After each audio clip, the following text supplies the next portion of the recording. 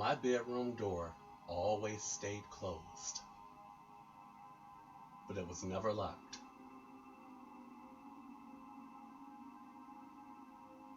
My bedroom was my shelter, where I always felt safe.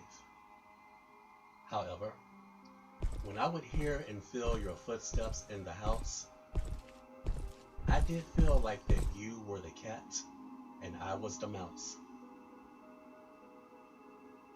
On my days off from school, as well as your days off from work, I never wanted to be home alone with you, while my mother was at her job with the feeling of nothing but trust in you. When my door would fly open, there you were in your orange hoodie, just anxious to victimize me because I would not call you sir or daddy, because you wasn't my daddy. I have to give it to you, JC. You were very creative because you always found horrible and petty reasons to open my bedroom door. I was too young and too scared to tell you to close my bedroom door because in that orange hoodie you used to wear, you looked a lot like Satan as you wore your evil stare.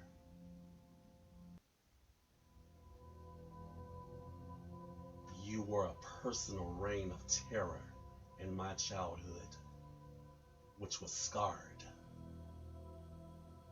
and many around me never knew or understood.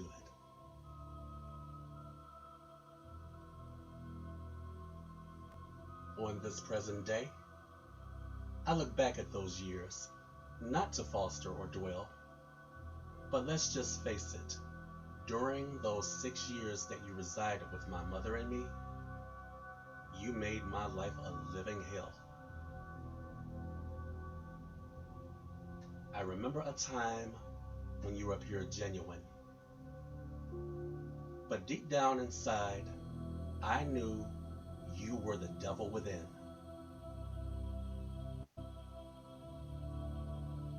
In 1982, I must say it was a very happy year in my life, because that was the year you were asked to depart. And when you did, you were no longer in sight.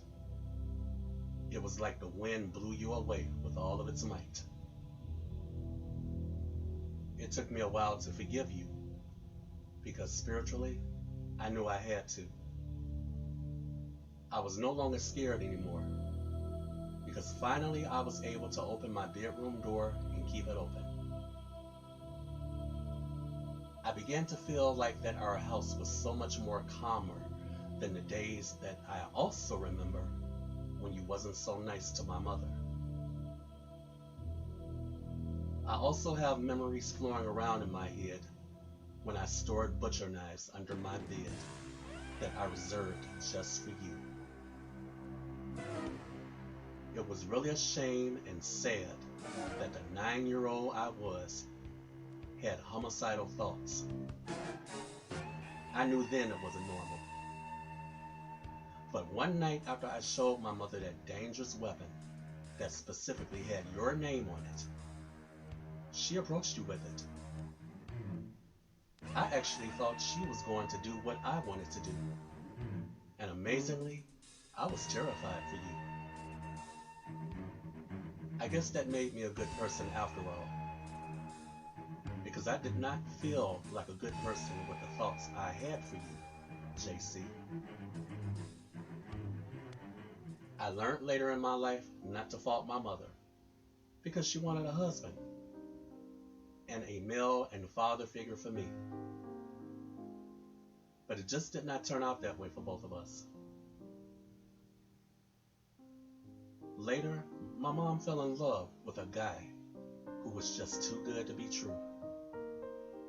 But I later became angry at myself for punishing this man because my anxiety still continued, and it was all because of you.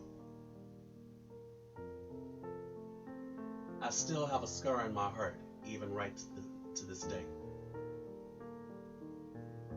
But I learned to live with it, as well as learning to forgive. Thank you.